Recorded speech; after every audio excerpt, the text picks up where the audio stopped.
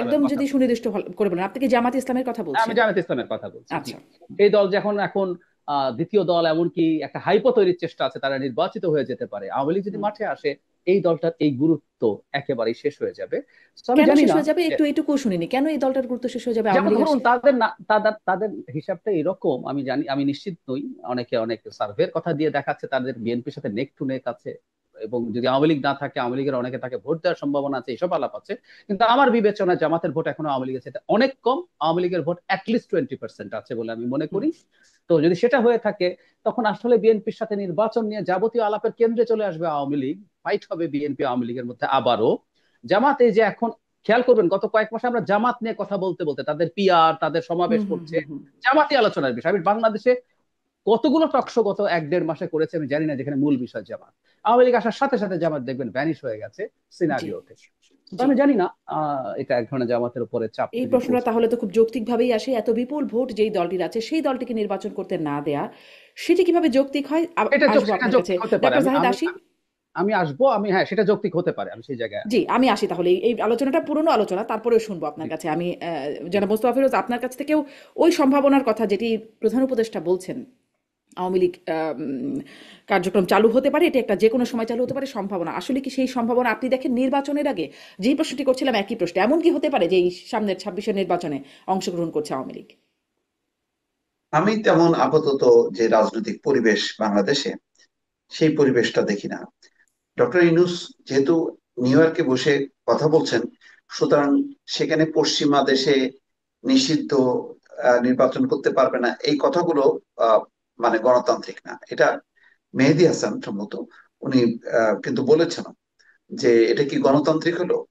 তখন কিন্তু তিনি একটু আহ, বেকায়দায় মানে হুম। একটা পরিস্থিতি তার জন্য। কারণ পশ্চিমা গণতন্ত্রে নিষিদ্ধ, ব্যান, নির্বাচন করতে দেবো না, এগুলি তারা পছন্দ করে না।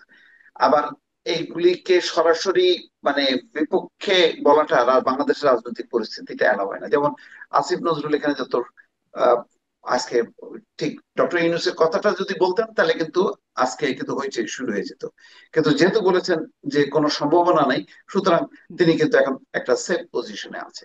সুতরাং তিনি বলছেন যতক্ষণ না তার তিনি, ধারণা, এটি কিন্তু বারবার এমফাসাইজ করছেন যেটি আমার ধারণা। এবং তিনি ডক্টর ইউনূসের বক্তব্যকে বলছেন থিওরিটিক্যাল, মানে এটাও একটু বিশ্লেষণ শুনতে চাই। থিওরিটিক্যাল বক্তব্য মানে কি? থিওরিটিক্যাল, উনি তো মানে আসলে সবই মানে খুব কূটনৈতিক চালে কথাবার্তা বলেছেন, স্ট্রেট হুম। কিন্তু বলেননি। বলছেন যে হতে পারে, সম্ভাবনা আছে, আওয়ামী লীগ নির্বাচন করতে পারবে না, আওয়ামী লীগ আবার আওয়ামী লীগ পারবে। এই সবগুলির মধ্যে একটু প্যাচ আছে, এই কারণে যে সম্ভবত আমি যেটা গেস করি, তিনি হয়তো বলতে চাচ্ছেন যে আওয়ামী লীগ দলগতভাবে নির্বাচন করতে পারবে না, তার প্রতীক নেই। কিন্তু আবার আওয়ামী লীগ পারবে কিভাবে? আমরা যদি পাকিস্তানের উদাহরণটা টানি, যে পাকিস্তানও কিন্তু এরকম ইমরানের দল পিটিআই কিন্তু এরকম একটা বিপদের মধ্যে পড়ছিল, যে নির্বাচন কমিশন তার প্রতীকটা যখন স্থগিত করে দিল, তখন আর দলগতভাবে তারা নির্বাচন করতে পারলো না।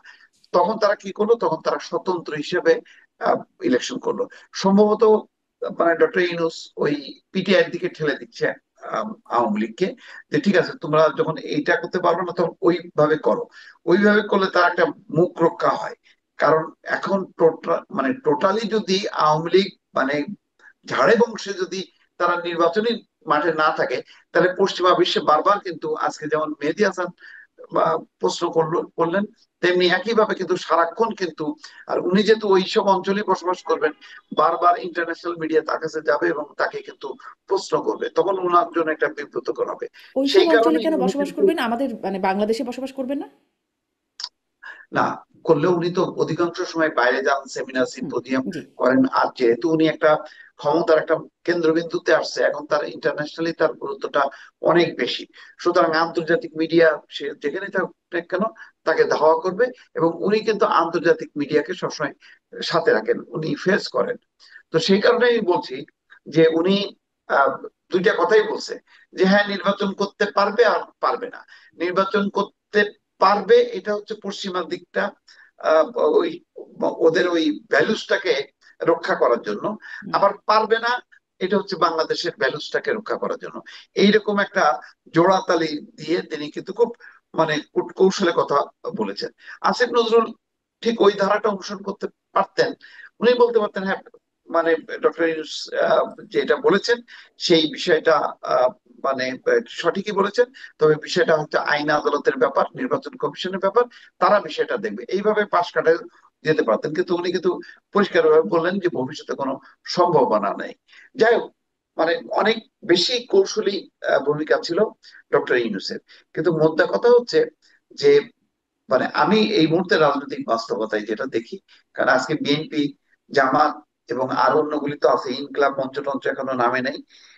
তারপরে যারা গরু জবাই করে এখনো তারা মাঠে নামেনি, এরা হয়তো নামবে। তো তারা তখন প্রবল ভাবে আহ, মানে প্রতিরোধ গড়ে তুলবে। এবং আজকে যেমন দেখলেন যে লক্ষ্মীপুরে আওয়ামী লীগের একজন এমপির বাসায় আবারও আগুন দেওয়া হয়েছে, 3-4 বার দিছে।